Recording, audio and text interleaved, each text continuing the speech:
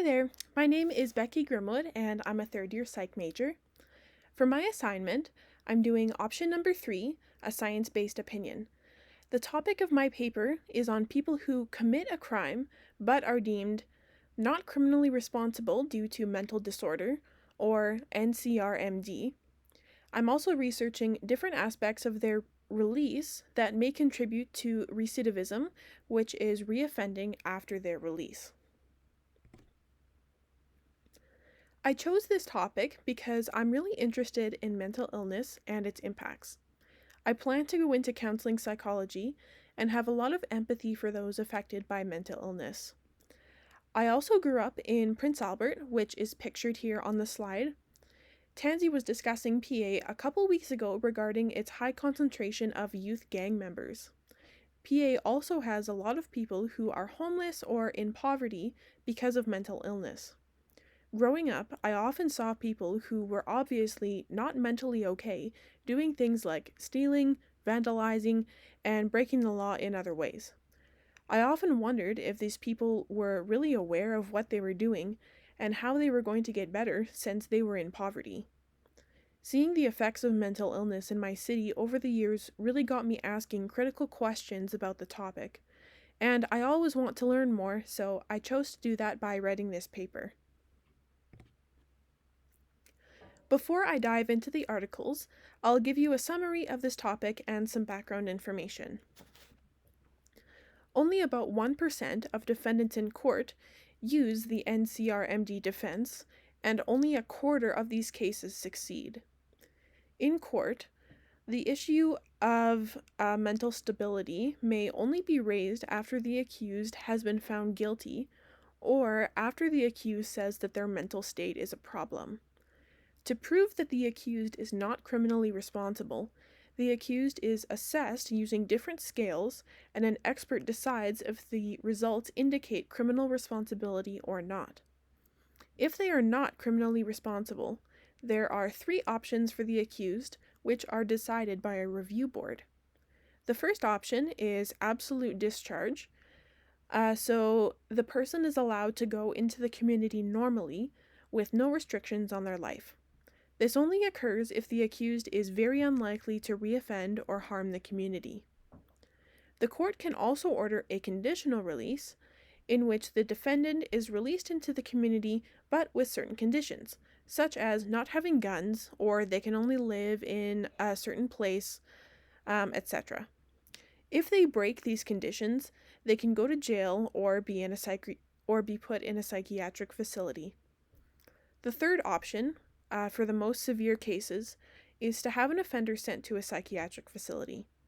The review board reevaluates these decisions regularly, but these are just the 3 main options available right now in Canada. In my paper, I'm going to look at how people found NCRMD are affected by the different types of discharges, specifically how recidivism rates are affected by factors of conditional release. I want to know what the pros and cons are for conditional releases, if these releases are worth potentially endangering the community, and if this is the best way for those found NCRMD to rehabilitate. The first article I'm discussing is by Crocker et al.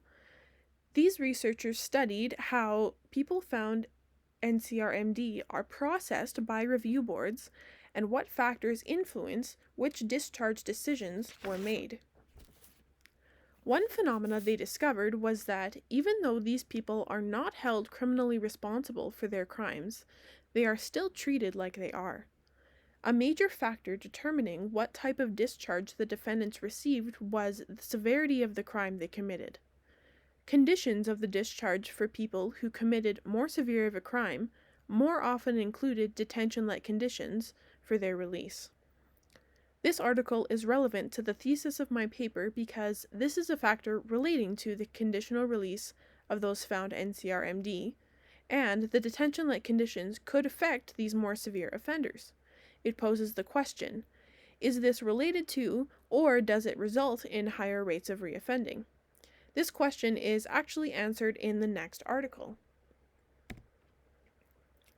The next part of this same study looks at what factors are the best predictors of recidivism in those found NCRMD and how much they actually offend. People found NCRMD reoffend significantly less often than other non-NCRMD offenders. A crucial finding in this study was that people found NCRMD who commit more severe offenses, such as murder or sex crimes, were less likely to reoffend post-release as compared to those who committed less serious crimes. The other important finding of this study is that the best predictors of reoffending are being diagnosed with a personality disorder or a substance use disorder. However, review boards consider the severity of offense committed as the most important when determining conditions of the offender's release, not the diagnoses of the mental illness. This article relates to my thesis because it describes factors that influence the conditional release of someone found NCRMD and how severity of the crime committed is inversely related with recidivism, yet the review boards do not treat it that way. The inverse relation of crime severity and recidivism and the results of review boards not acting upon this knowledge is discussed in this next article. People found NCRMD who committed less severe crimes are more likely to be placed in community housing by a review board. This housing provides extra support for them, such as frequent check-ins done by a mental health professional. However, those found NCRMD who committed more severe crimes often do not get this opportunity. The intention behind this is to protect the communities from a person who committed a serious crime. But, as discussed in the previous article, those found NCRMD with less severe criminal history are more likely to reoffend. This practice could create a higher chance of crime being committed in a community, which is opposite of the intentions of the review boards. Additionally, those found NCRMD who committed severe crimes may not get this opportunity to restart their lives when it actually may work out well for them and the community. This article describes a factor that affects conditional releases and how reoffending rates can be influenced by the practice of more frequently allowing non-severe NCRMD offenders to re-enter the community. This topic has a couple different real-world applications. It is of best interest for everyone involved in an NCRMD case for the offender to rehabilitate and not commit any more crimes. However, it's important to know what procedures actually benefit rehabilitation and what practices are not helping. This knowledge can help review boards and governments best distribute their money and time. Conditional releases in Canada could have serious impacts, such as endangering a community.